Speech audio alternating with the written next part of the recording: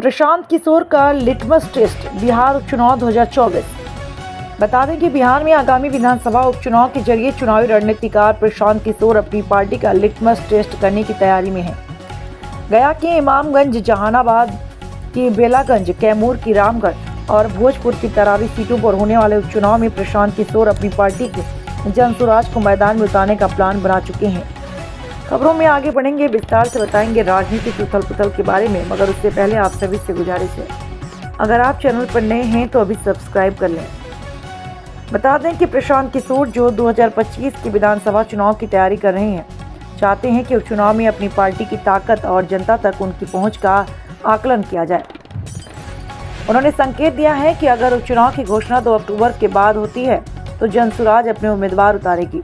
वहीं अगर घोषणा इससे पहले होती है तो वे निर्दलीय उम्मीदवारों को समर्थन देने पर विचार करेंगे।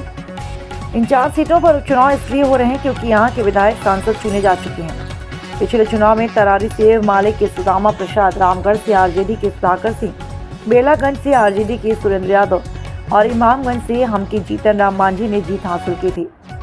जनसुराज के सूत्रों के अनुसार प्रशांत किशोर इन उपचुनाव के जरिए देखना चाहते हैं कि जनता तक उनका संदेश पहुंच रहा है या नहीं। वे उम्मीदवारों के चयन में 50 साल से कम उम्र के नेताओं को प्राथमिकता देंगे और यदि कोई नेता पहले से क्षेत्र में सक्रिय है और उनकी छवि साफ सुथरी है तो उन्हें भी टिकट मिल सकता है। प्रशांत किशोर की पार्टी 2025 की बिहार विधानसभा चुनाव में सभी 243 सीटों पर चुनाव लड़ने की योजना बना रही है। उनकी रणनीति के अनुसार जनसुराज का नेतृत्व दलित अध्यक्ष करेंगे और अन्य जातियों को भी रोटेशन के आधार पर यह पद मिलेगा।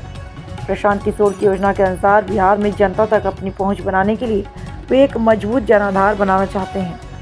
अगर उनकी पार्टी सत्ता में आती है तो प्रशांत किशोर मुख्यमंत्री बनने की दौड़ में शामिल हो सकते हैं।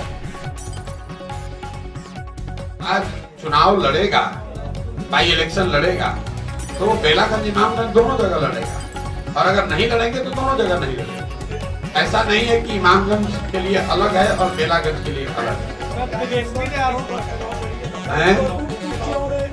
अभी हमको पता नहीं है कि चुनाव का डेट अभी शायद अनाउंस हुआ है।